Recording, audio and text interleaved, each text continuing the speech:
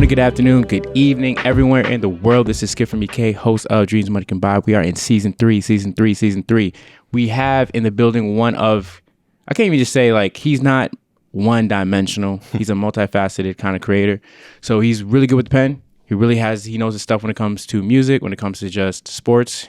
Check him out for the Rewriters Room with him and his gang. I believe it's, was it Grandpa? Is it Channing? Channing. That's it. Because I just remember, I his thing. So it's that name, Channing, yeah. and there's another person that has like no Twitter. I don't know if he has new Twitter now. CC. So he's off the grid. Yeah. Check out Stay Busy Pod. By the time this comes out, Stay Busy will probably be back. Mm-hmm. So October 11th, season 3. Yeah. So, but yeah, this guy is just super talented. Podcast, writing, he does it all. Let's really start with Armon Sadler. We're gonna have the clap emojis. Clap. Yo, got the legend in the building. How are you feeling, my brother? Good, man. Good.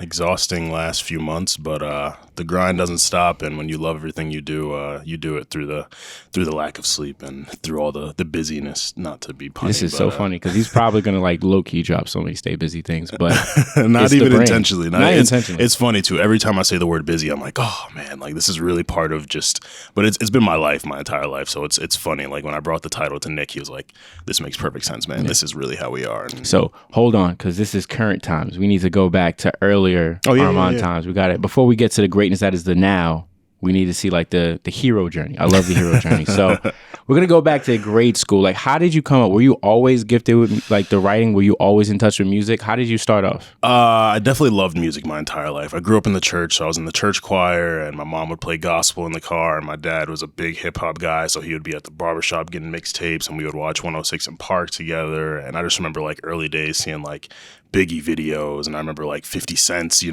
big debut into music, and hearing Hove and Nas on the radio, and Mobb Deep, and just so many different influential hip hop acts like have always just been in my life, whether I wanted them to be or not. But naturally, you start to develop that interest, and it was never something I aspired to work in, but I just always loved music. Like I would sit in my room, 5-6 years old. Was I 6? Maybe 7, with 8701 by Usher on my CD player. Wow, listening to that myself, not being told to, not being forced to. Like I just genuinely liked Usher. You Don't Have to Call was one of my favorite songs when I was young. So just sitting and listening to that album over and over. And then like I think one of the first albums I asked my parents to get for me was LFO. I don't remember the name of the album, but they were like a pop group on Nickelodeon. Yeah, okay. They had songs like what was it? I don't even remember the names. I think I know by like the sound, not the title. Yeah. But yeah, man, music was just always in my life in some way. And looking back on it, it's like you never really know that those seeds are being planted, and they were, and obviously they took some time to really grow into what they are now. But yeah, man, I can say like at every turn in my life, music has been a part of it. All right, questions. So just like listening. So your mom had you kind of like in the church. So you were, because you used to sing in the church, right? Yep. What was your what is the thing in the vocal range thing? I was a tenor, man. I was a tenor. Yeah. So, most of the boys, they made tenors just because our voices were deeper. Yeah. But I've been a tenor. I was a bass when I got to high school and joined the high school chorus because they kind of separated things even further than the church choir does. But I've always been a tenor or a bass. Yeah. Notes. So because your mom's side, you kind of like understood like, even though you're not at like those high range like Nick. Shout out to Nick. So his range is different with Nick. He can have a more brevity of like his highs and lows. Yeah. Like this range and you're excelling in this range. So you understand like when it comes to the R&B, you do really good detailed analysis with Nick on, what's a good song, what's a bad song, because you've been around people that can sing, right? So that's that. And you had your dad when it comes to the mixtapes and going to the barbershops and stuff like that, and you watch 106 in Park with you. And from like 5 or 6, because I think when you're 5 or 6, I think 11, because that's when I got, because it came out 2001 or 2002. So I'm listening to Usher because we already had like My Way and those other things. So like for you to start with that album, and I think that's top tier. It's under like Confessions, and then when he went to his new stuff, we don't talk about that right now.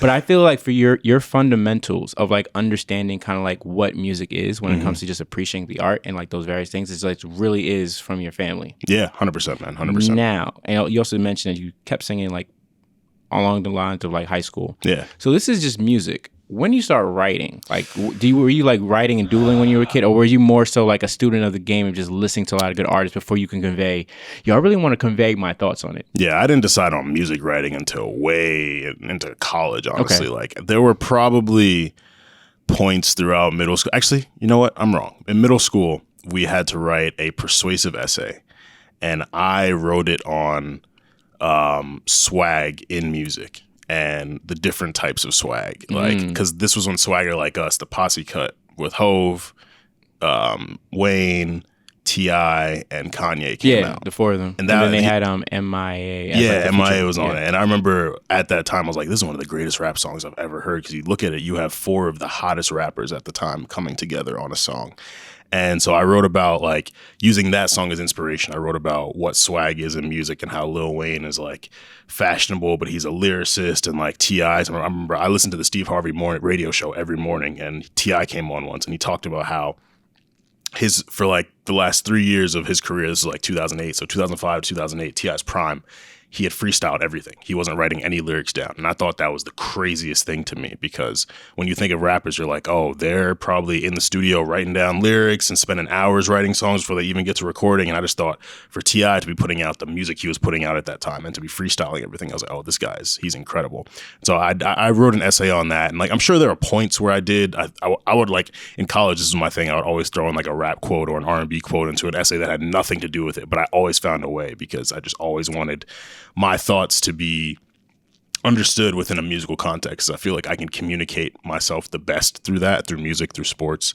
It's a language. It's a universal language that everyone gets. And it's amazing that, someone could only speak Spanish, you can only speak English. But when a certain song comes on that y'all both like, you just connect, you just get each other. Because music is like that universal language, right? Yeah. And also, just to make sure I didn't ask that question before, I didn't want to stick to, like, saying music writing, because writing in itself, like, I was speaking to other people that do writing, acting, stuff like that. Yeah. Regardless of what we do, being a great writer opens up so much for you, 100%. Right? So when it comes to you planning for your several podcasts, like as of right now too, and sometimes you get guest appearance on other platforms in RNC, but, like, you get to, like, do your little quick deck. So, like, this is the things I want to hit, right? So I didn't want to, like, limit you to music writing. It's okay. I wanted to see, because to be great at what you do, you write. And I've like read some of your pieces, and you write phenomenally well. But I don't think you came out through them like, I'm gonna write music. But what about, like, other stuff? Like, because I feel like for you probably was like, you were just consuming so much, like even fiction writing, cartoons, movies, music. Like, were you just writing in general, or were you reading a lot? Like, that's what I meant. So. No, and I appreciate the depth of this question, because, like, I wrote, like, plays in middle school, creative type plays. Like, I remember we had to do a modern version of Macbeth, and so my group did. We weaved it into the presidential election, because in, I think, 7th grade, 8th grade was Obama time. So it was the first time he got elected. So we found a way to make the story of Macbeth make sense within the presidential election context. Okay. I don't fully remember the details. I just remember, like, we came up with something super creative. Our play was one of the best. And I would write poetry. I took creative writing classes, but I would also just write poems to girls that I liked. And, like, me and my cousin and my brother, we would rap together. We made, like, we probably made, like, 15 songs. And listening back, it's funny, because they're not good. My cousin was always really good, and he kind of made us rap with him, I think, to kind of improve his skills. And I had a couple okay verses, but I've definitely tried my hand at writing my own music before. Part of me always, I think one dream I'll always have is putting out my own mixtape. And is it still online, or you kind of, like, locked it up and hid it away? What? Like, you're mixing, because some people well, it's not recorded yet. It's at the point now where I would really want to be more of the DJ Khaled in the situation, where I would be bringing other artists together. Maybe I'll get a verse off or two, but I am more interested in bringing other artists together and being in the studio, like, yo, you fit here, you go in, all right, you come out, you weave into his verse, you come out, Nick, get on that hook, or you go rap in a different language. Like, I want to do stuff like that. You probably will. It's probably going to be let's not talk about this. Let's not jinx it. But it could be a future, like, collaboration within your Stay Busy kind of, like, ensemble. 100%. But to answer your question, I've written my whole life in various different capacities. Like I mentioned, poems, writing plays, just a lot of different stuff. I've always loved writing. I tell people a lot when they ask me about how I got into it. In school, I didn't like taking tests. I loved presentations because I love public speaking. Like, the bigger the crowd for me, the better I feel I perform, because I love just rising to the occasion. but writing essays was my favorite. So being a communication major in college, being in the law program in high school, because my high school had like majors, I was always doing a lot of writing, but it didn't bother me. I loved it. And so it made sense when I decided like, I want to do something with music. I'm good at writing. I can put my opinions out to people. I'm going to be a music journalist. Like, it was just a very natural thing for me. So when you came together with that thought process of like, from all those kind of like academic years, and then you get to the point of I want to be a music journalist. Like, so you said in high school you majored in like law or law and society, right? Yeah. When you were going to I'm saying right? Cornell, yeah. Cornell. Did you think walk into this like, I'm going to use this place? Like, obviously when you're going to Ivy League school, you have a very strong background, right? Yeah. So you're with the best of the best, and you're showing them like, look, I don't care what y'all look like. I'm here to like drop numbers, right? Was it there that you realized I wanted to be a music journalist, or was it okay? Cool. So 100%. How did that, using that kind of like venue of like all these smart people around you, did you get to like get better at writing to like work with other magazines and stuff? So being around the people I was around at Cornell showed me what I didn't want to do. I had a lot of friends who were majoring in engineering. They're on the pre-med track. They were in finance, and I would see the classwork that they were doing and how stressful it was. And I would look at it and I'm just like, none of this interests me. Like, numbers are cool. I was always good at math. I didn't want to work with numbers. Engineering just never seemed like anything that I would ever want to engage in. Medicine, nah. Like, it was just, I was like, I have always been a creative person. I actually went into Cornell wanting to be a sports broadcaster for ESPN. That makes sense. So that drew me to being a communication major. I took a communication class in University of Maryland the summer leading into my senior year of high school. And it was amazing. Like, we learned the proper like theories and aspects of communication. And so much of it I realized I just didn't know the names for it. So like learning what something is labeled and then realizing that you use it in your everyday life, it's like, oh wow, like it makes sense, but it's cool. Like, I want to know more about just the history of the media and how I can get into it, and all these people I looked up to, Stephen A. Smith, Stuart Scott, all of the black people who are on ESPN specifically, just they were always inspiring to me. And so I was like, okay, this is something that I can do. I see people who look like me in these positions, and I loved sports.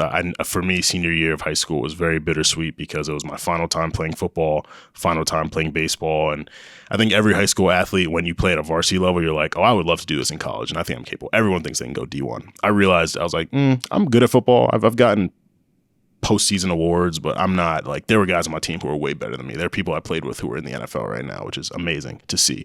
But I just knew that wasn't what I was going to do. And so I was like, okay, how can I take my love for sports and what I'm good at and make a career out of it? And watching ESPN every day, it just clicked for me one day. I was like, Stephen A. Smith. I'm going to be like Stephen A. Smith. And so I went into Cornell planning to do that. I did do some sports broadcasting when I was there. But it got to a point, there were 2 summers in a row where I got rejected from an internship at ESPN. And I didn't take rejection very well back then. Like, for me, it was like, oh, I didn't get this. All right, well, let me find something else to do. And one summer, I got a credit internship at a publication called musictimes.com. And that was my first taste of music, being in a music space where I'm listening to interviews with artists. I'm writing interviews, writing questions for those interviews. I'm transcribing the interviews that later go out. I am listening in on the phone, like actually hearing how they go, and just developing that foundation, developing those, not that I was doing it myself, but just hearing it and like learning it through observing. And I don't want to like jump ahead if you had more questions related to my path. Look, you and I were thinking very Cancerian, right? So yeah. I have like the list of things. It doesn't have to be in order because like this is your life journey. So things are going to happen where it's like, I just want to listen. Sure. So I just do want to like take a pause for a second. It's like, all right, cool. So really good at writing.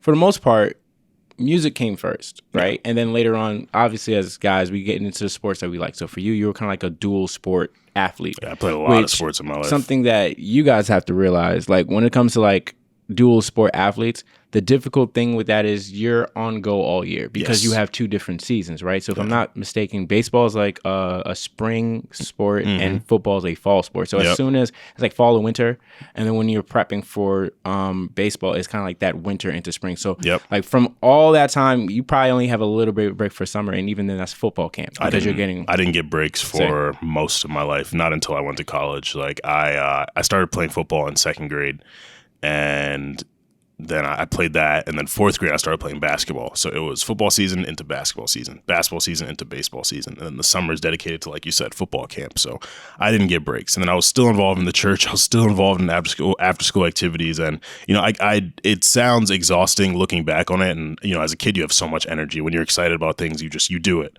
But, I really give a lot of credit to my parents for, one, allowing us to do the things that we were interested in. I was interested in football, so they let me play. I did karate prior to that, and my parents supported that. They wanted me to play baseball. I wanted to play baseball. They wanted me to play basketball. I wanted to play basketball.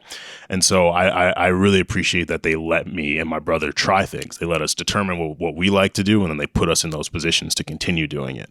Yeah, man, I really did not get breaks at all. Like summers, I was missing beach trips with my friends and birthday parties. I would be missing those for football practice. Friday nights, I had games every Friday night, or Saturdays, and then Saturday mornings we were in the film room, and then we practiced on Saturdays. And then baseball, you have like 3 games a week. And I did track in high school. I stopped playing basketball because I knew I wouldn't make the high school basketball team. I was good in middle school. I wasn't high school good, but I ran track to stay in shape, and track was an everyday practice thing. And you had meets like maybe 2 times a week, maybe once a week, something like that. But I was just always on go, man, always. And so it was kind of nice to get to college and be able to chill a little bit, but I didn't chill for long because literally, like, my thing going into college was, I don't want to be the student who just goes to class and goes to their room and watches Netflix. Like, I want to be involved. I want to make a difference. I want to be known, and not just popular in terms of popularity. More impact. In terms of impact, exactly. I want to be, doing community service. I want to be involved in fun clubs. I want to start fun clubs. And, in college, I determined my love for activism as well. So I would be, doing different marches and protests at Cornell, because there was a lot of things that happened in my college career within the Black community at Cornell and at large. And so we were very active in making the administration known, aware of how we felt. And so I developed a lot of different loves as well through college. So I got to relax in terms of athletics, but not in terms of just everything that I was interested in. So something that's very interesting and it's very fascinating that one of your podcasts is called Stay Busy, right?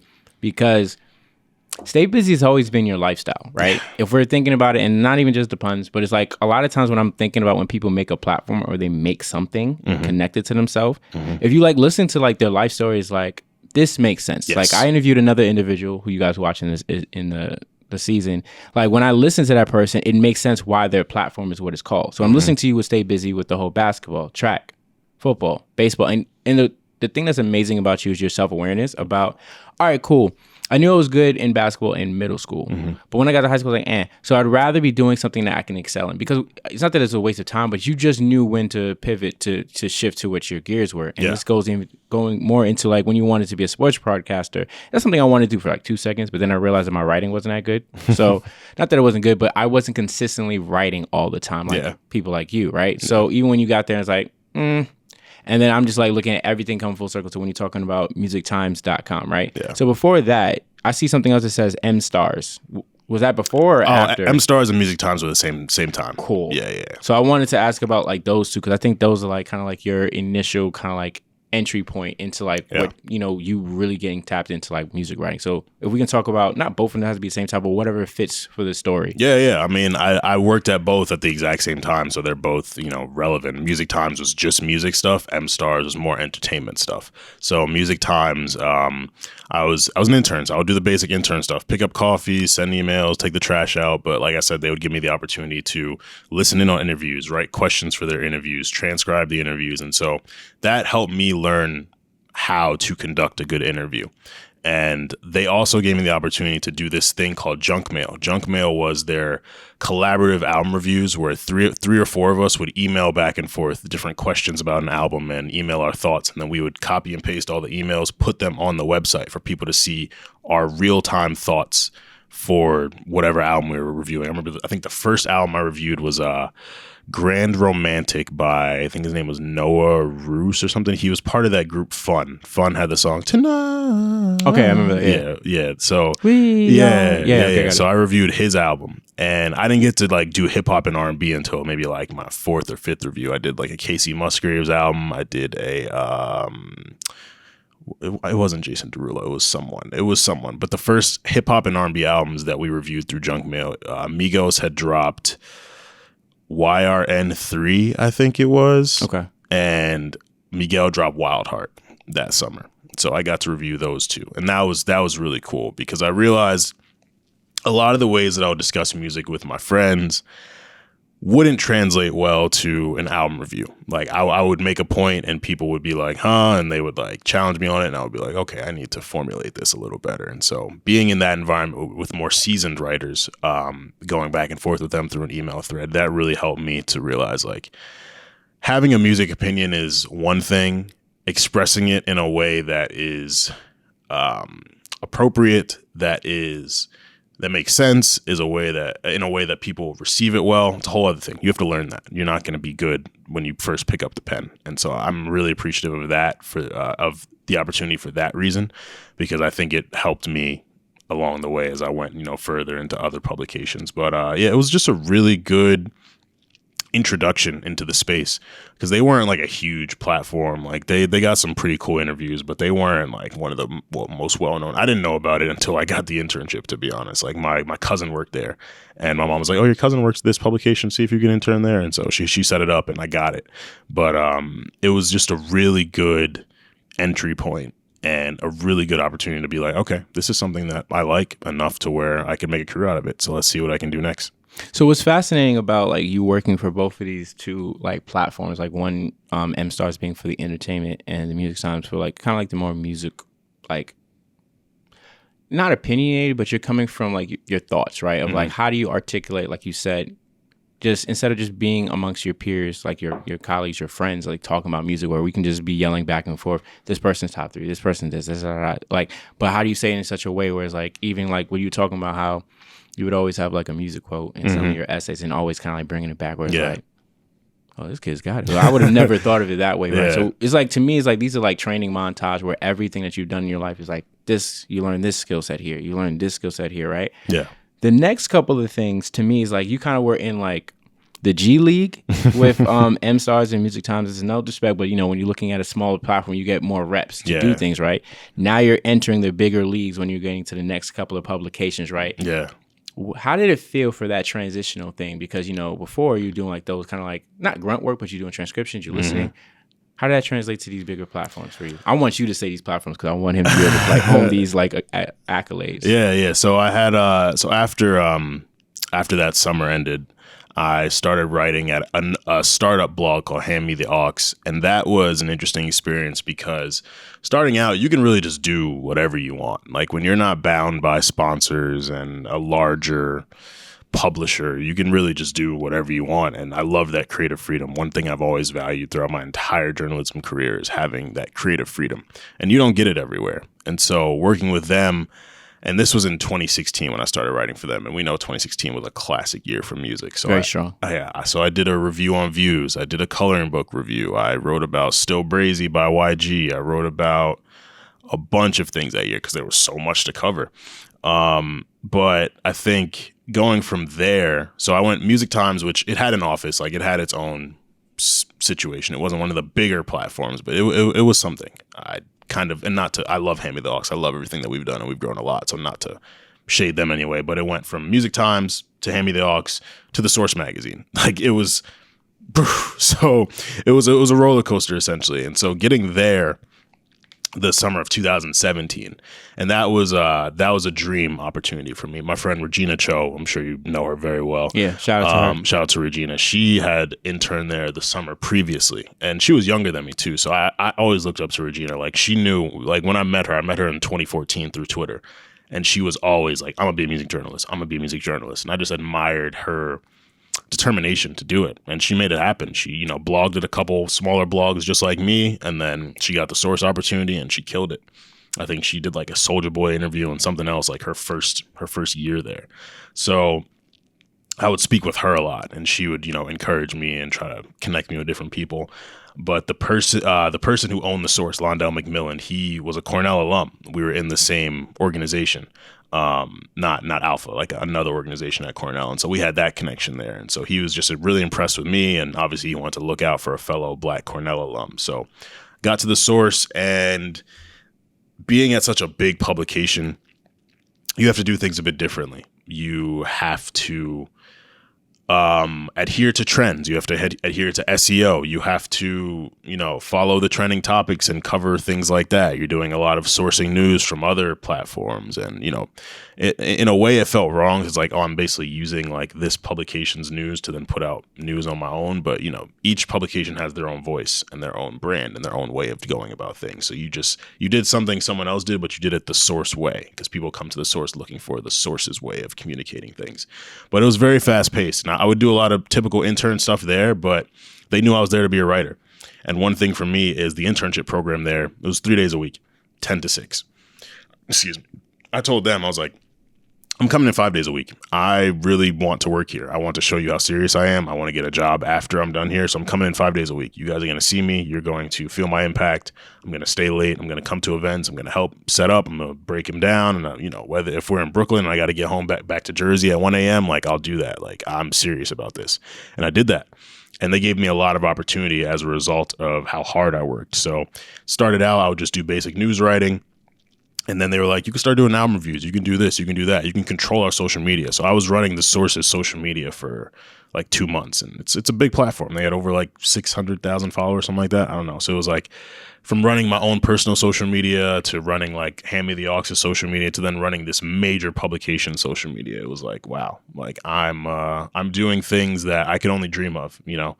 I remember I put out this tweet in like 2016. Like, if I could just get paid to tweet for a living, I would life would be great. And I wasn't getting paid for it. They did pay me at the end of the summer like a stipend, because that was a unpaid internship too, and those suck. Unpaid internships are horrible. But, you know, while they say, oh, you know, do this for the exposure, for the learning, like, it sucks hearing it, but you really do. Like, in some of them you really do learn, and you figure out like whether this is a place I want to be or not. So I think by my first month there, I put up like 120 articles that summer. And it was like, some of it was news writing, some of it was me actually giving my opinion, and I would do sports stuff too.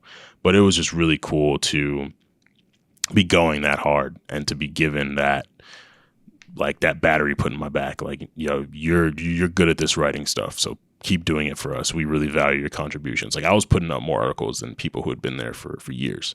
And it was like, I'm not going to waste this opportunity. I've been blessed with this opportunity. I'm going to make something out of it. I'm going to get an opportunity from it.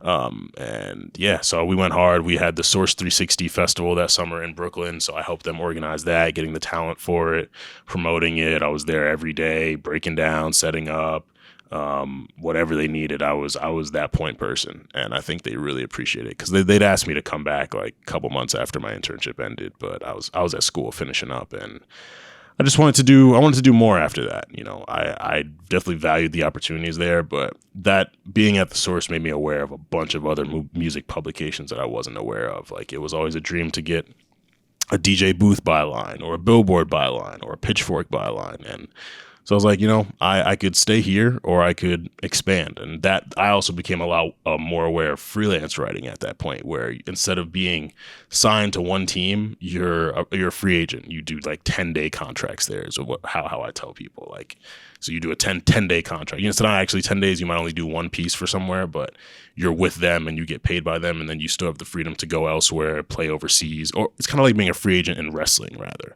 Because I was like, I knew he was, because I know what he's talking about, because, you know, I know sports too. So he's talking basketball. Yeah. But I was waiting for you to say like the wrestling thing, because I think a person that's a prime example was, I don't know how people feel about him now. I think his name is now Cody Rhodes. Cody Rhodes, yeah. So regardless of his talent, right? Yeah. There was a time that after he left the WWE, he was just going everywhere. So he was going to Japan. I don't remember the name because I'm not a wrestling aficionado. I let my friends do it, like Armon, everyone else. I'm just tapped in because I stopped going when I didn't know the old stars. I was like, I can't keep up, but they keep me abreast of what's going on. So he went to this one. He went to, I think, Impact Wrestling, where he is now. He went to other things. Yeah. And what was cool is because he was free agent, he literally could wrestle wherever he wanted because nobody would tell him, we pay your checks, you can only wrestle with us. So I get that reference when it comes to you, which is funny. Yeah. You love wrestling, you love writing, how to bring those two together. Yeah, man. Yeah. But yeah, I at that point I just realized, like, instead of staying one place, I can really cast my net far and wide and meet more people. And that's the thing about when you write a lot, your name shows up a lot more. So I remember I met a publicist like 2 years after my Source internship, and they were like, I found you because of how often you're writing at the Source. My team specifically told me to find your email so we could email you things every day so you could cover our artists and stuff like that. And I was like, wow, like, you never know who's paying attention to you. Because I was just like, how are these people finding me? Like, where is my email up somewhere publicly? Like, I wasn't really like putting it out there. But when you put the work in and you cover things well, people want you to cover their artists and their news and their information well. And so I just realized, like, I had something. I was talented with this, and this was something that I could take further and go to other places and really make a career out of it. So I think being there, especially in that big office, big publication setting, was just like, that really did it for me, because I had 3 levels of experience, you know, startup, Hand Me the Aux, mid-tier Music Times, and then big time the Source, you know, regardless of how people feel about the Source now. But yeah, it was very formative for me, to sum it all up.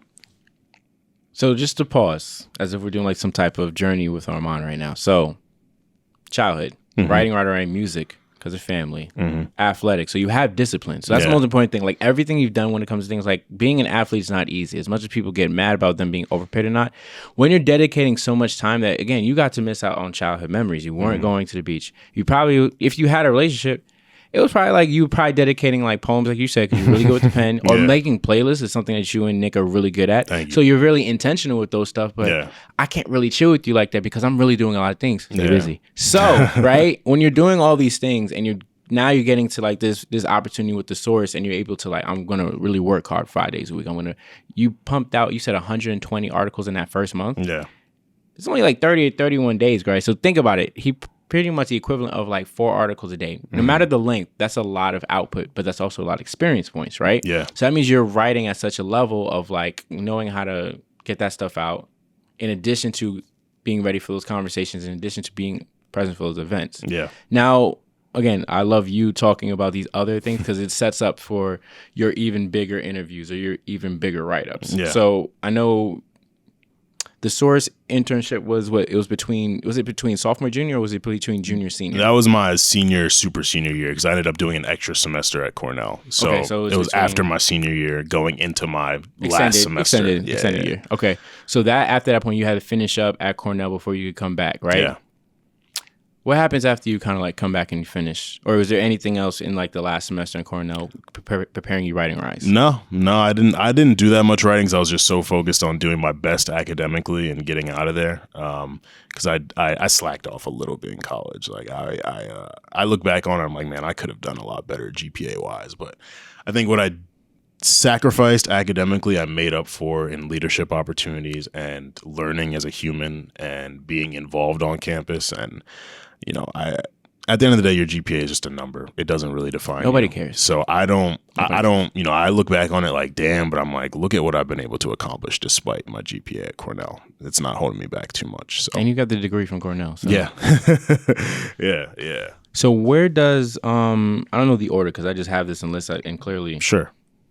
Did you get to like do like Revolt, Elevator Magazine, and Kazi Magazine? Yeah. So after I graduated Cornell in the fall of 2017, I graduated with no job, and I was very I was set on doing the music thing at that point. I was like, I'm gonna find a music job.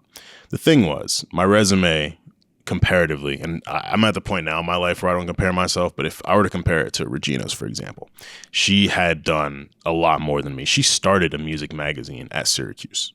that's like still going, and it's a big deal. Like so many of our friends, Jordan Rose, I think you might follow him on Twitter. He started there. He's now doing Billboard, Variety, interviewed Nas last year. He's interviewed so many big people. Leon Thomas, who was on Certified Lover Boy, like he started in the magazine. Regina started at Syracuse, sorry. And so my resume, while I had The Source, which was cool, 3-month internship, I had, Hand Me the Aux, I had Music Times, I did a radio show at Cornell for a semester. My resume and my bylines, I don't think they were strong enough for me to land a job. And I know because I applied to a lot of them and I didn't get them. So I was like, all right, I am out of college now. I want to move out. I just need to make money. So I took the very first job that I was offered, which was an IT recruitment job. Hated it. Hated it within 2 weeks of it. Didn't last there more than 4 months. And at that time, I was like, all right, I am never going to take a job just for the money. I'm never going to put myself in a position where I'm doing something that I know I don't really like just to make money off of it. I'm committed to doing what I want to do and making something of it because I know I'm capable of it. The thing, and you brought up sports and discipline, that was really helpful for me because sports teach you patience. You're not always the best person on your team. You might not even be the 10th best person on your team. In basketball, there can only be 5 people on the court. Football, 11. Baseball, 9.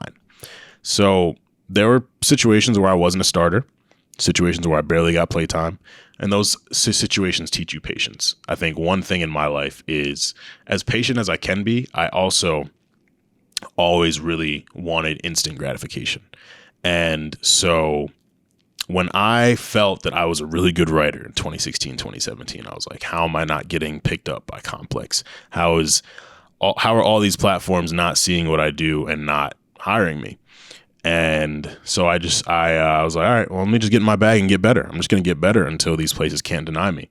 So I continued with Hand Me the Aux for a while. I got my first non-Source, non-Hand Me the Aux, non-Music Times byline in July of 2018. I freelanced for Revolt. I did an article on album length because this was 2018 when Scorpion came out and Lil Yachty put out his album, which was super long in like 2017. Like the long albums weren't new, but they felt new because of so many big artists who were doing these longer albums. And so I was like, what's the difference between a Drake and a Lil Yachty doing them? Well, Drake has been around longer. Drake can have that creative freedom to take an artistic risk and put out a double album that people either love or hate. Lil Yachty, we don't want 21 songs from you yet. You're not at that point. And we saw, because Teenage Emotions was not a good album. But I was just so fascinated at the reactions to longer albums and how people were complaining about them. And I was like, well, let's try to, bring some clarity to the situation. Let's differentiate why Drake can do it and Lil Yachty, we don't want him to do it. So I did that one, and I did an article on how it would be cool to see collaborative R&B projects, because 2016, 2017, 2018 were the year of collab hip-hop albums. We got the Dave East Styles P one, we got the Fat Joe Remy Ma one, we got the Fabulous Jadakiss collab album. Just a lot of rappers were doing collab albums. Drip Harder, Lil Baby, Gunna. And I was like, yo, it would be dope to see like Division and Her do a project together. It would be dope to see like Frank Ocean and Sid do a project together. Like why aren't these R&B artists doing collab projects? So I did an article on that a lot of people seem to like too. And that was cool because that was the first time I got paid like per article. I got $120 for those articles, and that was just like the most exciting thing for me. I was like, okay, I'm good enough to be on Revolt now. I'm good enough to get paid for my writing. Or it was like net 30, net 15, net 45. I don't remember that. I just like throwing that out because I have never had to deal with that. But seeing y'all have to fight for people, you praise to y'all with y'all patience. Yeah, man, and you have to wait a while for those checks too. It's like, it's only $100. You can pay this to me today. Y'all a big publication, pay this, but they got payroll and budgeting and all that. So sure, whatever. But getting paid for my writing just made me even more like, what's up? Complex, hire me. I should be a staff writer there.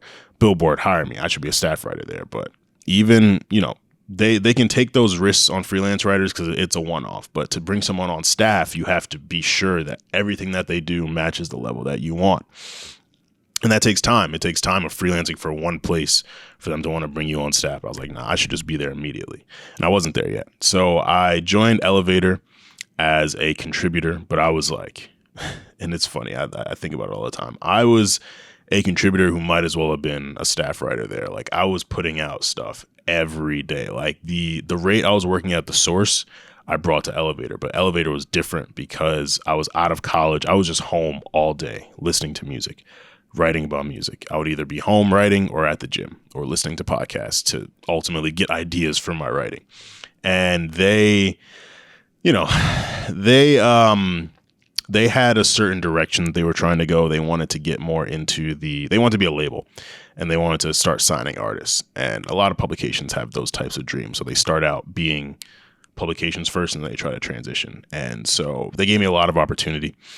But they also, my perspective on music didn't necessarily gel with theirs. They were just, and I don't want to be disparaging, but they were just different. They're just very different. And it's just a culture clash. I think it's like, as you know, with, we were talking about wrestling or sports, like sometimes you're a talented player and you're on a team where it's like, you don't really get to shine properly, right? So you're working at the best of your ability, but if you don't fit into the scheme, it's going to be a very unsettling fit. Yes. So it's not really people are bad. It's just that you can tell, like, team's good, you're good, you're just not good together. Yeah, and that's a perfect way to put it. Literally a perfect way to put it. It's like as if I was James Harden on the Thunder when he was good enough to be a starter, but they kept him in that 6-man role. And then he ended up going to the Rockets. And he want to get upset about that kind of thing. To this day, this is a quick segue. To this day, if we can go back in time and fix something, the person that should have got amnesty should have been Kendrick Perkins. They should have had James Harden at point guard. He's a way better point guard than Westbrook. Westbrook should have been a shooting guard. He should have been a really taller, athletic Allen Iverson. KD at the 3. Then you have Serge Ibaka at the 4 or 5. And then I don't even know, you could put Nick Collison somewhere. That would have been a team that could have lasted much longer. And as a person that loves basketball and loves the free agency stuff, I'm still pissed to this day. But that makes sense where you're just like, yo, bro, you guys are not using me effectively. What is going on? Yeah. And it's funny, too, because my writing was, if you checked the popular section on Elevator's website, you're always there. One of my articles was always there. Some of my articles were always there. Like you would check the Twitter engagements, and they would put out a write-up on whoever. It would get 4 or 5 likes, and they had like 20-something thousand followers, so they should have more traffic than that. My writing, it was always thoughtful writing. It was always things that either upset people or people agreed with, but it was something that people talked about. And it was just like, I knew my capabilities. And I had a conversation with them. I was like, I think I'm ready to be paid for this stuff. Like the work I'm doing for you guys, like I think I deserve to be paid. Hey, you bring value. And they were like, a lot of writers here who've been here for years still aren't paid yet, man. You just got to, just pay your dues, do your time. And that's something you hear a lot in journalism is pay your dues, do your time. And it's, as a young, hungry writer who, it's easier to sell me a dream then than it is now. I'm like, oh, yeah, I'll pay my dues. I'll do whatever. But I knew, I was like, there's bigger and better for me. So I worked with them from maybe like September of 2018 to like March of 2019. They ended up letting me go for some reason. Letting me go. They weren't paying me, so it was no big deal. But it was like, I put in so much time for y'all. I brought so many more eyes to this platform, and you just want to not have me write here anymore? Okay, sure, whatever. From there, I went to Kazi, and Kazi was new. Kazi was starting out. And so they gave me a lot of creative freedom too, which I liked. Within months, I was one of the editors there. And so I loved that. And that was at a time where I was hungry. I was like hungrier than I'd ever been to just get myself out there. Because you kind of like got disrespected. You got dropped from a team where it's like, yo, bro, whether you want to admit it or not, I was probably one of your top 2, top 3 leading scorers, man. Yeah. Like I'm doing this. I'm that guy. Yeah. And especially then, because again, with the whole instant gratification thing, like one thing I had to accept is the opportunity and the roles that I wanted, I still wasn't ready for. As good of a writer as I wasn't ready for it. And I look back now and I'm thankful that I wasn't thrown into the fire in a big publication where like they were really dependent on me to continue to bring in the money or bring in the ads or the sponsors or whatever, like all those terms and that just logistical stuff. So Kazi was cool. I got to do a lot there. Ahmad Davis is there, and he was one of the backbones of that team, and he got me a lot of great opportunities to interview people, and he was bringing in some really big interviews as well. And the work that I did there made Kazi, and I don't want to take full credit for it because Ahmad did great work too. A lot of people there did great work. We made Kazi into one of the fastest rising known publications, where now every month they're doing a major cover story. And again, that's thanks to Ahmad, because he's an amazing publicist as well as a journalist. But he's brought in some huge names there: Queen Naija, G Herbo. He's talked to so many different people that I can't think of right now. But that was something that we built together. And with Kazi, it was a similar experience to Elevator, where I knew that I could, one, be getting paid for what I was doing, and I knew that there was just bigger and better for me. And so I was at Kazi for a year. I got promoted to editor in like April, May, something like that. And then I left in January of 2020 and decided to do the independent thing, because I discovered Medium, and I realized like I wasn't bound by editors. I didn't have to pitch. I could just put whatever out on Medium, and I could get paid for it. You know, being in the Medium partner program, you have to really get a lot of traction to your articles to get paid for them. And I've made a little bit of money off it, but not a lot. But I did not want my writing to be at the behest, for lack of a better word, of someone else's opinion. I didn't like being told by someone else that, oh, this isn't good enough, like this, that, and the third, blah, blah, blah. I wanted to take autonomy over my career. And so I did that. And things really took off for me. And this was around when we got connected too, in the pandemic, coincidentally. My Medium articles were doing pretty big stuff. I mean, the Drake Dark Lane demo tapes review, obviously. I think that's when we really started getting like cool. Yeah. Because I was like, again, we're talking about the writing, and I do want to talk about Stay Busy. For sure. I don't call myself a stan, because stan, I'm going to let, as we see with certain artists, won't say any names because I like my career. I like Armon's career. But there's particular people that do things, and people will ride with them too. There are things that some of my favorite artists, once I know that they do it, it's like, I still like the music. I'm still going to call you out on it. Yeah. So I think that was one of the rare things where it's like, you and I were just going back and forth talking about Dark Lane demo tapes. And there's a lot of people like, oh, I don't like it. But you and I we were listening to it, and your style of how you did your article and mine was different. Yeah. So yours is like a very long, very detailed, like very impactful story. Mine's is like, look, bro, this is how I feel about these songs. I'm going to give you some emojis. I'm like, But it's like, it was just cool, like how we were going back and forth on some Jordan and Pippen. I was like Pippen with that because I'm looking at that and I'm seeing so many people praise you for that article. And it's like, not even that, but you read my article, like, yo, bro, you could write. It's like, that's cool. I'm not you. But when I'm tapped in on someone that's like, I'm really passionate, I can write. Yeah. I'm lazy when it comes to writing. So when I'm seeing someone like you who's like, I started to understand who you were, it's like, nah, this guy's got it. And I am tapped into whatever he does. Hence why binging, like, Stay Busy and stuff like that. So kudos to you. I want to, like, say that. Of course, we're not going to try to say that to the end, but every decision that you made for yourself has been paying off in dividends. And it's like your belief in your skill set, and you keeping headstrong about it. It's good because you're not letting people try to tell you your value. You know your value. Yesterday's price is not today's price. Yes, sir. Yeah, man. But I will say that headstrongness and that belief that I could do everything myself, it's changed a bit. I'm at the point now where I'm contributing to Pitchfork, and Pitchfork has a very similar process to other publications where you have to pitch and you have to be approved or rejected, and someone is editing your work very intensely. And I got so caught up in the self-editing that I would do at Kazi, because I was an editor there. So I would edit for others, edit for myself. Medium, I would edit for myself completely. I would send it to some people here and there to check my stuff out, but primarily it would be myself.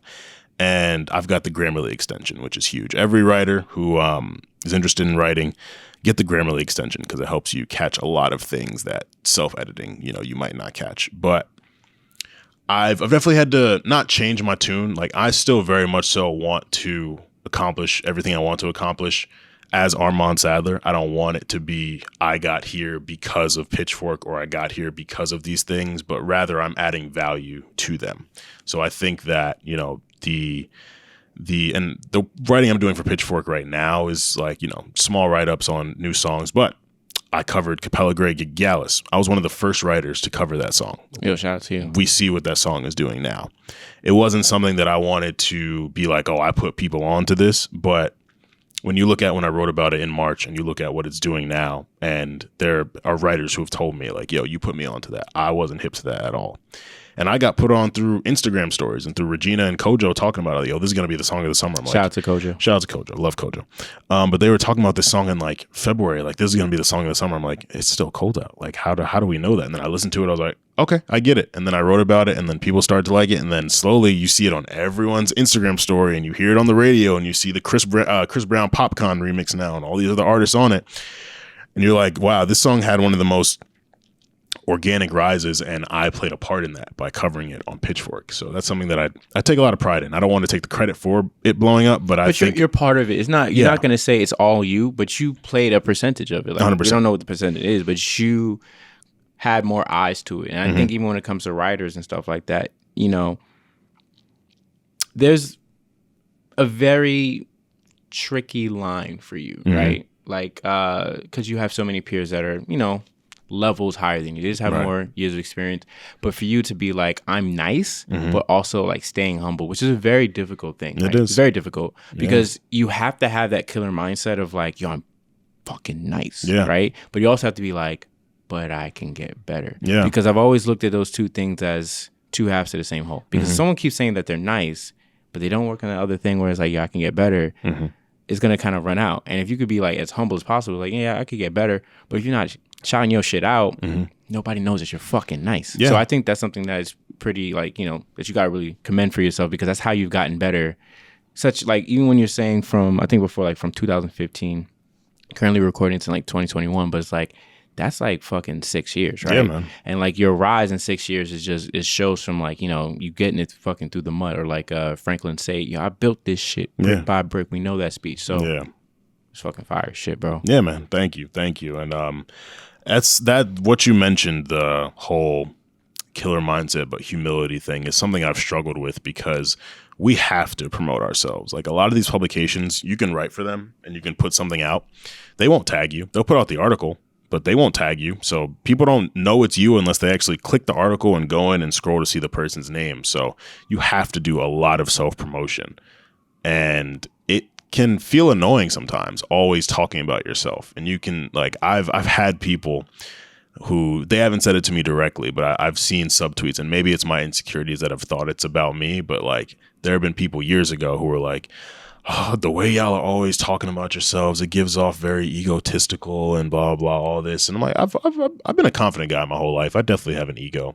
And so I would see those things and kind of step in front of the bullet, like, oh, they're talking about me. And so I would try to chill on it. But it's like, at the end of the day, if you don't tell people what you're doing, they're not going to know, especially with social media, how fast it moves. There's so many creators now. How do you make yourself stand out? One, by letting people know what you're doing. And two, letting them know in such a way where you can separate yourself from other podcasts. When we launched Stay Busy. Waiting for that intro. When we launched Stay Busy, we decided on Mondays. And my immediate thought was, what's a good guy drops on Mondays? I don't want them to think we are trying to step on their toes and, you know, become like them or become better than them, because our content is different. Yeah, I was about to say, like, I feel like for you, not to cut you off, but I think for certain things, like, you know, even for me, like, this is a Wednesday podcast, right? So luckily for me, it depends on who drops on it. Like, Mondays are like fight night days. It's like Mondays, Tuesdays, and Thursdays, because Thursdays set up for the Fridays. But for you, and even with that anniversary, I think it was like 2 year. 1 year. When you came on, 1 year. Honestly, look, time just flies. Yeah. Fuck no. We're coming up on 2 in December. Fuck my memory up. But yeah, so it's like, those are the things where we're so self-conscious of what everyone else thinks about us. Even what you said with the thing about egotistical, because I go to therapy, is like, a lot of times people project their own insecurities, and that comes in the comments. So even for me, there were times when I was like, probably a couple years ago, I was like, damn, these people talk about themselves a lot. But if they didn't talk about themselves a lot, I wouldn't know them, right? So for them, they're probably annoyed that they're not talking about themselves a lot, so they're projecting on the like, why are you doing it? Yeah, but you're not doing it yourself. So even when you think about what's a good guy, you know, shout out to them for being so consistent. Yeah, you guys talk about greatly different things. 100%. You and Nick do really thoughtful breakdowns of not just R&B, where, like, you know, R&B, you touch on some pop, touch on some hip hop, because you know, Nick very talented songwriter, singer. Yeah. You have done your work when it comes to hip hop, R&B, and some pop. Mm-hmm. Don and LaShawn, they're more of like kind of like male self-help, Yep, male 100%. journeys and emotional vulnerability. That's literally what I tell people when I put them onto it. Yeah, so you do your own stuff. I know for you, you think so much about other people because you're a Cancer, and it's just like, damn, how do I make sure that I eat and everyone else eats? And at the end of the day, niggas gonna eat. You just gotta make sure you eat. Yeah, there's enough for all of us to eat. And so when we launched, I was like, damn, I hope this isn't weird. And I was at a place then, I was in a very insecure place when we launched Stay Busy. Part of why I launched it is I was dealing with something with my home friends where I felt like they didn't support me. I would put all my articles in the group chat. I would make them aware of everything. I would invite them to all these events that I was either hosting or working. I would go to shows for free and try to bring them along, and they would never come. And I took it really personally, but a lot of it was because of what was going on with me. I also take therapy, so I also became very aware of one thing my therapist always told me: 90% of how we react to something, it has to do with us, and it's a projection. And so I was projecting how I was insecure about where I was and onto them, and I was like, y'all aren't supporting me and helping me get to where I want to be. And so I had a conversation with one of my friends where she was like, maybe if you were more busy, you would understand why we can't always, do everything you want us to do. We can't always be where you want us to be or read your articles. And at first I took that personally because they knew that I was only writing. Like, I wasn't really working at that point. I was a valet at a car dealership just to make money and pay my bills. But like, aside from that, music was my thing. So I took that as, is she saying I don't got a job? Is she calling me like bored and broke? Like, is that what she's saying? So I was like, I'm going to start Stay Busy, and I'm going to make this a multi-million-dollar platform in spite of that. And Don and LaShawn on What's a Good Guy, they did an episode one day where they talked about fuel and how success being your greatest revenge is putting the wrong fuel into your car. That fuel is only going to take you so far. But when you're fueled by your desire to be great, it takes you further. And I've always been fueled by my desire to be great. But at that time, I was also putting a second kind of fuel into exactly. I was putting nitrous oxide into my car, where I was trying to get to a certain level to show people, look at what I'm doing, rather than just being happy with myself.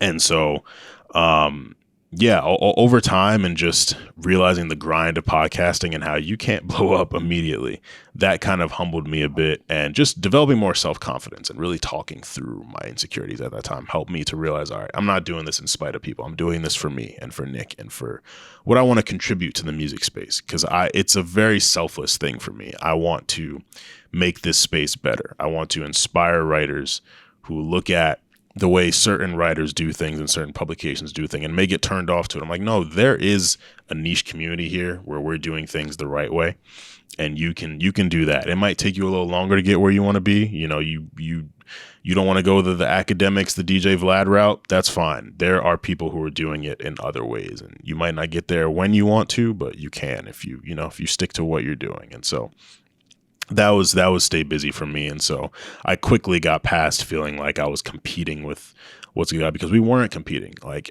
and us black platforms shouldn't compete with one another. We should uplift each other. And so we made it a point to retweet, reshare What's a Good Guy, retweet, reshare Imaginary Players. We have a Close Ties and Need to Know pod. Like those three, we're all so different. We all do very different things, and we all support one another, which is what I really love.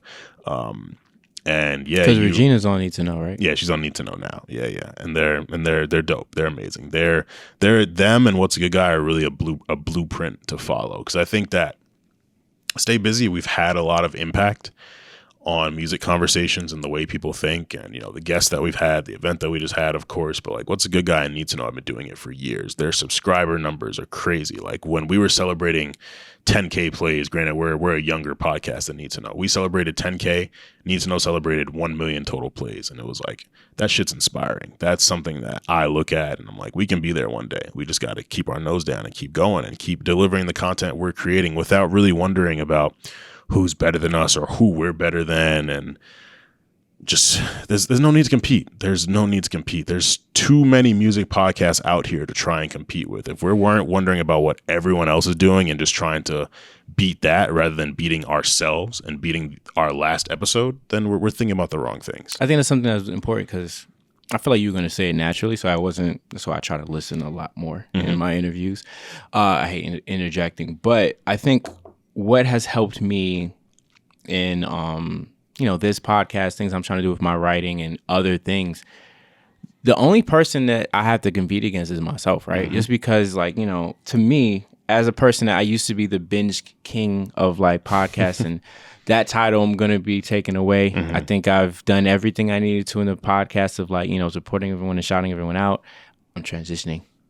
That transition, I'll probably tell Armon offline, but you guys will pay attention to. But I think we have to understand that everyone is there for their own thing, right? And I think when have like this very impeccable like collection of podcasts that I listen to on a weekly basis to like get through the work week, because I'm in my office. There's not a lot of black people. So when I'm doing these binges, there's a reason. I get to be as if you guys are sitting next to me in my office, right? So you guys save my life every week. So when you guys are consistent, I don't have a lot of people that look like you and me. You guys are the thing that gets me through the day. When I'm dealing with a lot of stuff that people that don't look like me, I'm going to listen to Armon on Monday. I'm going to listen to Don and LaShawn on Monday. I'm going to listen to John and whoever is available on Imaginary Place, because they've made it through a lot of transitions. Yeah, but man. That is the goal, and I think that's why we can win, because everyone's journey is different in podcasting, and I think that's what's pretty cool, that even though you came from a very insecure place for Stay Busy, kind of like what the work shows when it comes to you being consistent with the not just podcast, but a playlist, adding more really, because the playlist to me has also introduced me to new people, because again, I don't have the time for the music because I'm focused on everyone with a podcast, which is going to change. I want to get more tapped in with music, television, movies. So I just want to talk to you about that. Even though it came from an insecure place, it's helping you find your identity, and even partnering with Nick and partnering with the slowly growing Stay Busy team. You're doing you guys doing good work, and I know I said it before. I just want to reiterate. Thank you. Doing great things, bro. Thank you. But before we go into because you have a new partnership. Well, not new partnership, because at this time it's old. But it's working with the Elite Media, and then you have the Rewriters Room. So you're working with the RNC guys. And I study so many people. So I think when you were talking about the blueprint of the consistency, that would be what's a good guy, and that would be for the need to know. But to me, I'm obsessed with being like Nick Fury, right? And not having one eye, that's a little weird. But when people have podcast network, because to me, you can do things by yourself. When I'm looking at people who has a network and is strong as hell, RNC has things for every person. Every person. So again, I'm already tapped in for Armon for his Stay Busy. He's doing Rewriters, and they will go back to the sagas in wrestling that I know. So I was this is dope, they did this. They have the A Show. They have things for people like me as an anime manga nerd when it comes to The Lookout, when it comes to the Big Eyes podcast, when it comes to Mark and Jeff, because some of the names they be doing so many different things. So RSPN, because I know Mark works with I think OG Johnny Five or something else. Justin. Yeah, Justin. So I think for that, and just seeing your work in that group, how did you even get to doing the Rewriters Room? Because you do Stay Busy. You do podcasting. You do broadcasting for music, bro. So not only are you still working on the pen, but you get to broadcast about music. So you get to do that you're like the music Stephen A. Smith, bro. And if you think about that, that's a very impeccable thing that you kind of got to make your own thing, because you want to be like other people, but that's not Armon, right? So we're making this for Armon, and then you're talking about sports in the Rewriters Room. How did that come about? Man, I've loved wrestling my entire life. My first memories of it were, being in kindergarten, people talking about The Undertaker and Hardy Boys, but I didn't watch. I just heard about these people, and just seeing the excitement of my classmates talking about it, I was like, okay, this is something that I should check out at some point. And then I remember on the Dreamcast, my dad had the WWF Royal Rumble game. So I would play that. I was terrible at it, but I would play it. And that introduced me to The Rock, Kane, Stone Cold Steve Austin, all of them. I started watching wrestling in 2002. We didn't have cable, so I could only watch SmackDown. And I saw Brock Lesnar, and he was just this superhero to me. And he threw Matt Hardy through a wall. He F5'd Big Show through a table. And I was like, he could pick up 500-pound guys. This guy's incredible. So I've been a wrestling fan my whole life. I had those moments where I would stop watching because, where wrestling became lame for men at a certain age. You watching sweaty men touch each other, blah, blah, all that. Or, you just got interested in girls or playing sports. Or you just sometimes didn't have time for every Monday to watch from 9 to 11. Playing sports, getting home at 8 p.m. and then having to do my homework. I didn't have time to watch wrestling. Friday nights I had games, or I was going places. I just didn't have time for it. But college, I rediscovered my love for wrestling. And post grad, having all this free time as a freelance writer, I got back to watching it consistently.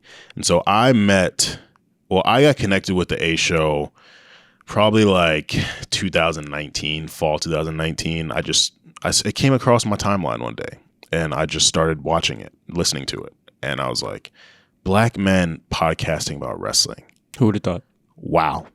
Because it was a thing that a lot of us felt we had to be like secretive about because we didn't want to be judged for it. And so seeing black men not only tweet freely about wrestling, but create content around it was the most inspiring, cool shit to me. Like it was incredible. Like Justin Davis and Meals on the A Show, of course. Kazim from, Duce Palooza, and he's worked a bunch of different places. Like him, he's a big figure within the media space, and he was a huge wrestling fan, unapologetic about it. Wale as a rapper talking about it. Griselda, all their references to it. So many black men were just open about their love for this thing. And I was like, I don't need to hide it anymore. I don't need to feel like I'm a loser or I'm being judged or I'm whatever for liking wrestling. I like what I like. People like reality TV, and a lot of that stuff is crap to me. And so to judge me for, liking wrestling and you like reality TV, like that's lame. And then seeing Justin and Meals also be proud anime fans, and just they were proud of whatever they did. They didn't let anyone judge them for it. Just mad free. Yeah, I was like, this is what I've been looking for. This is the type of community I was looking for. So they did a Royal Rumble pool in 2020 where you enter. You're given a random entrant in the Royal Rumble, 30 entrants. So there's 30 people, 30 potential opportunities so that someone can win. And the winner of the pool gets to be a guest on the show. I got number 16 in the 2020 Royal Rumble. And that was Drew McIntyre, who ended up winning the Royal Rumble. So I got to be a guest on the A Show, and I was so excited about it. So the Royal Rumble was like the end of January, and it was the day Kobe died, too. So it was like we lost Kobe. January 26th, 27th. Yeah, it was like late January, and that was very sad. Yeah, man. And that was already a rough weekend for me personally. So just finding out Kobe, I was like, oh, man. But then the Royal Rumble, Edge came back.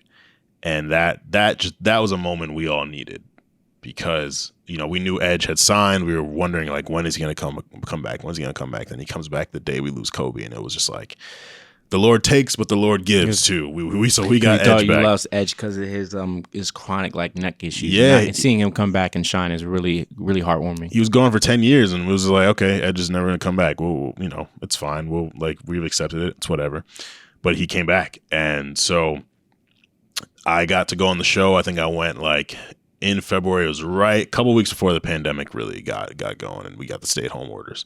Went on the show, had a blast, told them, I've been a fan of RNC for several months now. I would love to contribute in any capacity. They're like, yeah, if you got an idea for a show, let us know. We could talk through it. So throughout the pandemic, we would meet, we would discuss things. I really wanted to take my time to get the idea right. And but through J5, Meals, Mark, all of them, just me talking to them, interacting with them, they became friends. They became supportive of my podcast and of my writing. And we would just joke around the timeline all the time. And I got added to the Discord where we talk about wrestling and just random things. And we really developed bonds. And then I also had a wrestling group chat of Cece and Channing, my current co-host for Rewriters Room. We've had that chat since maybe like 2018, where we just talk wrestling every day. Like we talk every day about random things, what we like, what we like to see, what we don't like, who, this person's going to be great in a few years. So naturally my thought was, I'm going to start the show with them. I'm going to bring them onto the podcast, give them opportunities, because RNC, you might look at the followers and be like, oh, the RNC radio page only has like 800 followers. The Black Variant or Lookout page only has this many, blah, blah. But you look at the impact, you look at the numbers. The A Show is one of the top 100 wrestling podcasts this past year, which is incredible because there's so many wrestling podcasts out here and a lot of people that we're competing with. And, the wrestling media historically has been very white. So to be a black wrestling network that's one of the top 100 is absolutely amazing. So it's amazing for me to be part of. But the one thing with my group chat with Cece and Channing was that we would always rewrite things. We're like, I would have done this differently. This character would have won here. This would have happened here. So I was like, let's just make a podcast out of that. Everyone loves fantasy booking. So let's every week take a story and rewrite it and see how people react to it. They love the idea. So we launched July 2020. We just finished up our second season. We got theme music now. We got segments. We brought on cool guests, and we're looking to bring on more guests. And it's just been it's been so amazing to, as I said before, just freely put things out about a thing that I love. And the one thing about content creation, which I'm sure you've learned, a lot of people will learn, you cannot please everyone, and you should not target everyone's interests. I know that a lot of my friends don't like wrestling, so I'm not in the group chat every week like, yo, new rewriters. Like, I know they're not going to pay attention to it. The people that I do know like it, I kind of don't target them, but I just put it in their vision. Yeah. Like, even for me, I got caught up with stuff, so I know I finished with season 1, and it's because of like internal mobility of like where y'all would put the podcast. Like, y'all would put it here, so I didn't know it was part of the A show thing now. Yeah. So before it was just RNC, because that's why I was listening to that, or like occasionally like Black Variant, and then I was like, I don't see it no more, so I guess they're not back yet. And then I saw you posting about it. I was like, shit, I gotta go over to A show, because again, I don't listen to A show because I'm not so caught up on wrestling. I just know things about Roman because like the memes. But when it comes to rewriters, I can tap in, because no matter what, I know that time frame. I get those like fantasy worlds of like, this actually makes sense. If you did this with Donnie Brand, if you did this with them. So I get that. Yeah. So, and it's been a great way to engage, because a lot of wrestling fans, and this is one thing I dislike about wrestling discourse, is a lot of wrestling fans who don't watch now, and they're like, it's not the same as it used to be. And it's like, well, yeah, everything's going to change. But also, if you watch now, you would appreciate that the in-ring is a lot better. The storytelling is way less problematic than it used to be. Like, rather than using a black person as a tool for entertainment or disparaging them, they're uplifting black people. Kofi Mania, we got that a couple years ago. Yeah, it was amazing. Apollo Crews being a Nigerian royalty rather than being US, just US he won the Intercontinental title. He won the US title last year too. But they are weaving in the socio-economic storylines in ways that we're not made, our situations aren't made light of, where we're empowered. Bianca Belair is one of the biggest acts in wrestling right now. She hanging out with Megan Thee Stallion. She just got an ESPY, black woman main evented WrestleMania, and like her and Sasha Banks. Yeah. And so for me, it's like, WWE is not perfect. I'm going to call them out when they make mistakes, but I've never felt like my people have been so well represented in any other wrestling promotion than the WWE right now. And you can call it pandering, you can call it whatever, but they're recognizing, in these times, we cannot make light of black people or people of color. We have talented people of color. Let's put them in these prominent positions and let them sink or swim, rather than just assuming, the general population isn't going to like that. I've seen white people at wrestling shows go crazy over Bianca Belair. White people obsessing over a black woman. Like, that's something that wasn't happening years ago because we weren't given those opportunities. Yeah, we only had Naomi, and she was just booked in a very weird way. Yeah. It's weird, because as someone that doesn't watch a lot of stuff, I am so tapped into everything, right? And that's just because of how I've like curated you guys. So I may not pay attention, but I don't know who's like a champion, because I follow so much of like the RNC guys. So it's like, this is what happens. Cool. I don't listen to those things, but it's so amazing that, like you said, there was a time that I never told people that I loved anime manga, or like I love these type of things, or I love like Fast and Furious, for whatever you care about. Shut up. I know sometimes it's bad, but it's my entertainment that I love. And we're at a point of like, not even just black boy joy, but just black male like acceptance of, there's a lot of things that we like that a lot of y'all don't need to understand why we like it. Because like you said, reality TV show, other things, I don't connect with it, but for things that I truly can connect with, I'm so happy that I found communities where I can talk about this instead of being by myself feeling like, I must be a weirdo that I like these things and we have nobody to talk to. So I'm really happy that you guys made that space, and you earned that space from, even being a loyal listener to RNC. Yeah, man. A show. Yeah, I mean, one of the most impactful phrases I've heard over the last few years is let people enjoy things. Just because you don't enjoy it doesn't mean you have to try and take away other people's joy from whatever they like. So I'm glad that, and I've seen a lot of my friends, like now they are being more open about their wrestling fandoms, whether they're fans now or they used to be fans and are getting back into it. Like, sometimes you have to be that pebble in the river that creates a ripple effect.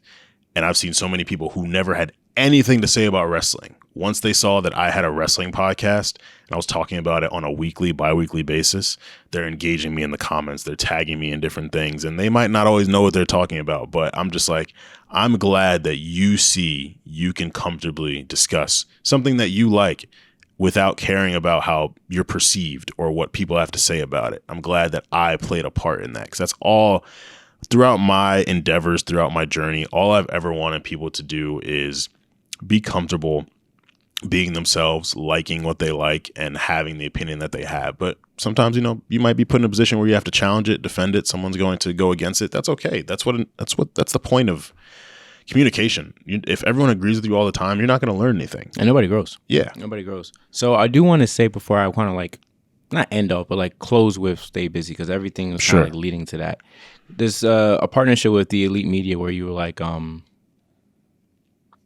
don't know what that position was called. I forgot. But you had something with Elite Media. Yeah, I've written for them a little bit. Like not you write some articles. Yeah, not much. I've written maybe 10 articles for them. Like nothing crazy. Because they kind of switched back into just being like audio. Before, like you were kind of like on their website just writing a lot of articles for them. Yeah. And it was really dope to see, because Elite Media is similar to RNC in that it's Black voices or people of color voices coming together to create a platform that they would have liked when they were coming up to work for. So they just created it themselves. They put out sports articles, music articles. They got the Play for Keeps podcast with Cam and Drew. They got Check Fade with JT Verone and Trevor Trout. They had another basketball podcast, I'm pretty sure. And then they're also just like guys who are doing really well in their respective fields. Cam is, doing his thing in the multimedia journalism side as a writer, as a podcaster. He works at Fox Sports. Bansky Gonzalez obviously was a writer for a while. Now he's doing Kevin Durant's podcast, the Etceteras. The Boardroom Network. Yeah, he's on the Boardroom now. Trevor Trout, he's a college football player for USC. Now he's, he interned at Fox Sports for a little bit. He's doing his thing. You got Jacoby Hart, huge in Lakers Twitter. He was at Brother HQ, and now I believe he's at SB Nation. Like just a lot of different guys on that team doing incredible things, coming together to create this like super group. It's almost like the Avengers of media, sports media and music media. And so it's cool to see them doing their thing and like my group doing my thing, and all these Black-owned networks doing their things at the same time and supporting one another and cross-collaborating and not feeling like, nah, I can't support Elite because I want Stay Busy to be better than Elite, or I can't join RNC because I want Stay Busy to be its own thing. Because you develop these connections, you develop these working relationships, and now it's nothing. Like this season, I want to bring J5 on, I want to bring Meals on, I want to bring guys from Elite on Stay Busy, and I think it'll be a lot easier because we've collaborated with one another, we've added value to each other's platforms, and we've just seen like what we're about, and we have that respect. So yeah, it's been cool to freelance for Elite a bit. I haven't written for them in a while, but and their Twitter got suspended just like mine did this year. Yeah. Look, guys, it's a weird theory that I have. 'Cause I know I wrote it like a week or two ago, because I've been not tweeting as much because I've been just observing things, and it's be like something is amiss, because a lot of our talented Black platforms and personalities are being suspended. Yeah. And I don't know why. That's why I've been very like weird about how I tweet. I don't even tweet like my opinions anymore. I'm very like PC about everything. I've never been like not PC, but I've been extra PC where it's like they trying to get us out the paint. And that's why I was like, I don't see certain like accounts anymore. So I've been really like on my A game. But I just wanted to ask about that. Also, I think I did my research, something about the Failure Project. I don't know if that's a old one. Yeah, that was something they did at Cornell where it was essentially you talking about your biggest failures and what you learned from it. And for me, one of my biggest failures,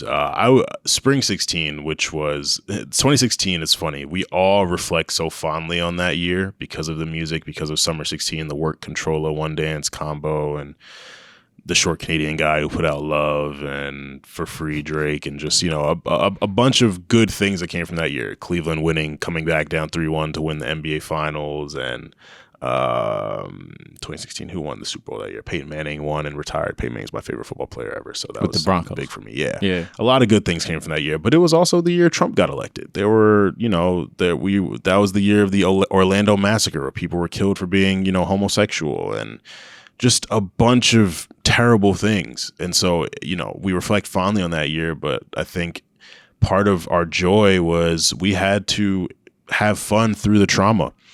And for myself, I was dealing with a lot. I had a personal situation with an ex, and in school I was doing badly. So I had to take some time off from school. And then I got back into Cornell and graduated, and that was like a huge redemption story for me. But if I remember correctly with the Failure Project, I essentially just wrote about how I had to take some time off, and I got back, and what it taught me, and not taking anything for granted, and just understanding like, there are things that happen in your life for a reason to wake you up and get you back on track. And, through my failures, I've been able to succeed. And, if you're not learning from your failures, then it's kind of a waste, because that's how I look at things. I'm not afraid of rejection anymore. I'm not afraid of losing, because all it does is show you what not to do next time when you want to win. So, yeah. Well, before now, it's like, as we're into like the ending parts, stay busy. You've been doing it for almost 2 years. 2 years come December, right? Yeah. What's next, man? What's next? So you just work. I know you're working on the next season. I know you're working with Nick on some other stuff. You had an amazing event. Thank you. In the Bronx Brewery. Yeah. The sky's the limit, and obviously you don't need to like release any gems right now. But I mean, obviously you want to expand that platform 100%, as big as, because it's your baby. Yeah. What's next, man? How far you want to take this? Man, I'm just looking forward to another season of bringing in incredible people. The biggest thing with Stay Busy is we want, our tagline is we're a responsible podcast discussing the music business and the music culture. And we want people to understand there are ways that you can get into the music industry and the music culture without being an artist or a producer. You can be a journalist. You can be a publicist. You can be an A&R assistant. You can be an A&R. You can be a social media strategist. You can work in fashion. There's so many parallels. Like, music is this all-encompassing culture where, poetry, like we had Rush the Mic, who performed at a Busy Bronx. He came on the podcast. We had a fashion brand come on the podcast. And there are opportunities for, women's empowerment is huge right now. Strong episode when you had like the employee of the month, like some of them were strong. Yeah, women women are the biggest tastemakers in music. If women don't like your song, it won't go as far as if they do like it. And so I'm just looking forward to being able to continue to bring in incredible people to tell their stories, to be highlighted, because we also do like to highlight the people who are behind the scenes doing great things. So I'm looking forward to, we've met so many people through it. So I'm looking forward to bringing in people that we've met who have incredible stories and are doing incredible things, and, boosting their audience and just sharing their perspectives on music. I want, my tagline for this season is bigger than ever, busier than ever. I would like to do another live event. I wanted to do a live podcast right when we got going. I thought it would make sense to do it at Cornell. And then COVID obviously came through and ruined all that. Thankfully, we were able to have a Busy Bronx, but being able to engage with our audience in person and really see what we've built digitally for almost 2 years in a live setting, and how many people came out and had fun and the good feedback, it's like we can do so much more with this. And so I'm excited to get back to it. We took a 9-month break, which was the longest break we've ever taken. Well rested. Yeah. Well, was it 9? No, we stopped in what? March. Yeah, we stopped in March. It's about to be October. So 7 months, about 7 months. Yeah. But longest break we ever taken, because prior to that, we finished season 1 in June 2020. We came back in September 2020. So that was only 3 months. But we needed this because we just kind of got a little burnt out. Like, podcasting, it is not as easy as people think it seems. It's not just buying a microphone and setting up and recording. It's booking guests. It's promoting after the fact. It's making sure that the discussions you have don't get redundant. It's just a lot. It really is a lot, especially when you love it and you want it to be great. If you're doing it just to do it, then sure. But when you want the thing to be high quality, it requires a lot financially, mentally, emotionally, multitasking. And I already do a lot as well. But when you love it, that quote, it doesn't feel like work. It's not entirely true. Sometimes the things you love still feel like work. But when you're happy doing it, then it's work that you excitedly approach. But man, I can't really give any like concrete ideas just because don't do it. Yeah. And no, and it's not even that I have things that I know are going to happen that I'm surprising people with. The thing that the biggest feedback that we get is, people enjoy our conversations. They enjoy that we look at things from all angles. We're not just having surface level music discussions.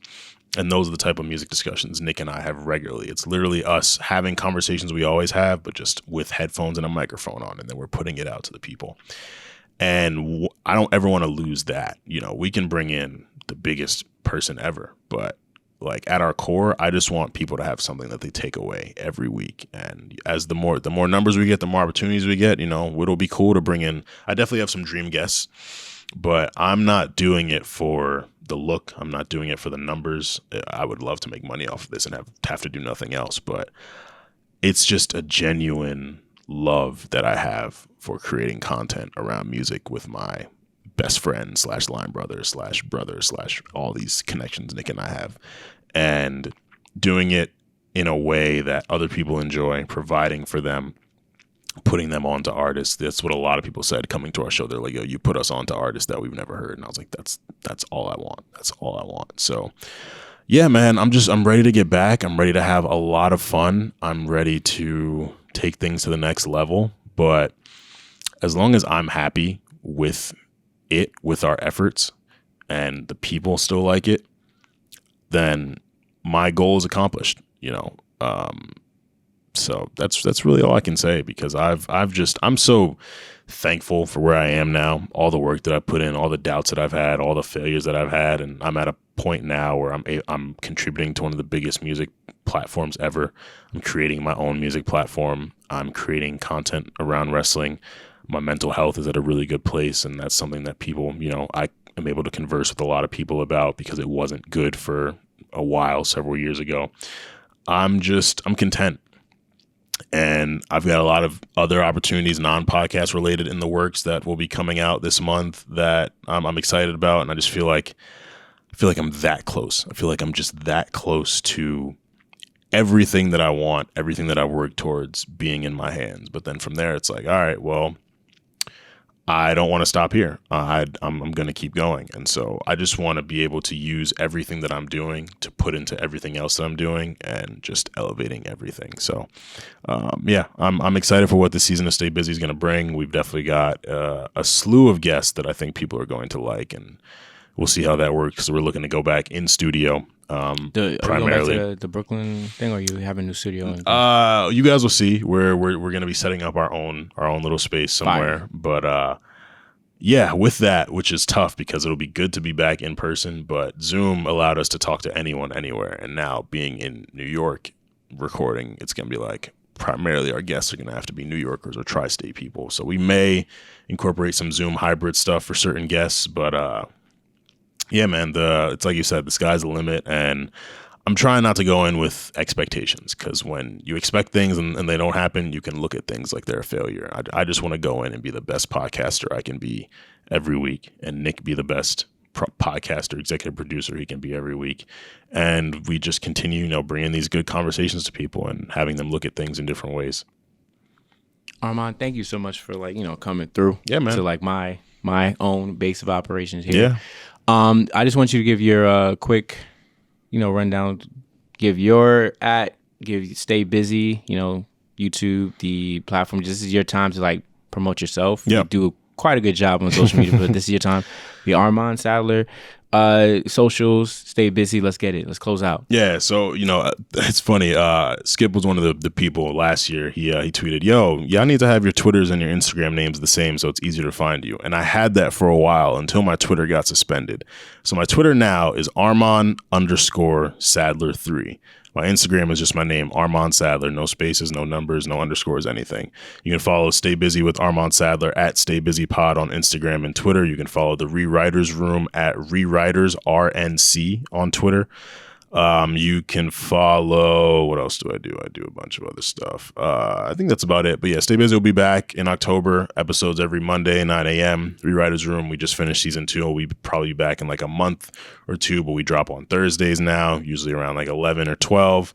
I've got writing coming soon. You'll see it on my Twitter. You'll see it on my Instagram. I've got a link tree in my bio with all my old stuff, my Pitchfork writing, my Revolt writing, my Kazi writing, all my stuff, interviews people have done about me, playlists, all that stuff. But yeah, I've got a lot coming for y'all.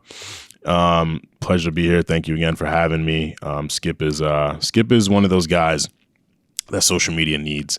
He is so selflessly supportive of everyone, and it doesn't feel like he is shouting people out because he wants to get on their platforms or he wants to benefit from their followings or anything. He's just a genuine connoisseur of content, and he keeps up with so many different people's things and he puts them on, and it's great. It's honestly why I followed you. Like, I remember you would always be shouting out imaginary players. I'm like, who is this Skip from BK guy who's always showing love? Like, who is he? And then I followed him. I was like, oh, that's just really how he is. Like, he's really just a genuinely supportive dude, and it's great to see, because there's so many people who will be on other people's whatever's just for the sake of, oh, I want to get on their show one day, or I want to benefit from their following one day. And it never feels like you want anything. You just want to show love and you want to collaborate. And that's the best thing. So, hey man, we're like-minded. So, as I close out, I mean, for me, it's like my rule of, I don't like getting on people's podcasts if I never listen to it, if I'm not caught up. Right.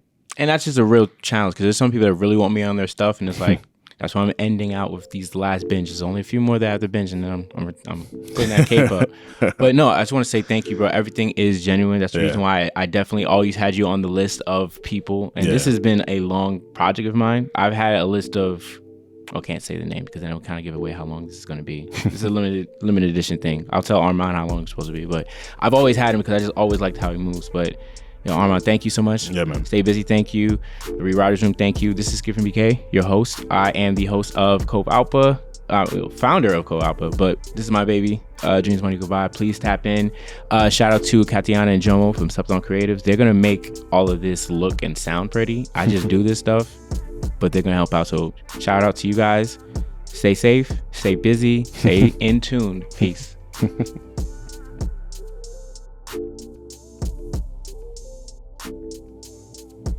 Yo, and we are here for the post-credit scene for this episode of Dreams Money Can Buy. You just listened to Armon Sadler, an amazing writer, amazing podcast host, amazing just person in general when it comes to just talking about a variety of different topics. So great conversation. If you want to tap in to him on Twitter, it's Armon_Sadler3. That is Armon_Sadler3, and just Armon Sadler on Instagram. If you want to stay busy with the Stay Busy podcast, featuring Armon Sadler and Nick Early, you want to be Stay Busy Pod. That is Stay Busy Pod on Twitter and Instagram. It's easy to keep up with. If you don't know, for whatever reason, I am the host of Dreams Money Can Buy, and I'm Skip from BK. You can find me on Facebook, Twitter, Instagram, just to keep up with, my tweets, what I'm doing when it comes to the podcast, and, any events that I'm doing. I'm right here. You can tap in with me. Shout out to the people that Slept On Creatives. That's Katiana and Jomo. Those are our two, powerhouses from that organization. If you want to keep in tune with Slept On Creatives on Instagram and YouTube, just type in Slept On Creatives. So keep that together, Slept On Creatives. And on Twitter, it's SO_creatives. That's SO_creatives. Also, they have a website, sleptoncreatives.com. So make sure you stay in the know of future projects that they're going to do. Also, if you want to get production rate or any type of collaboration, please reach out to them on the website if you can.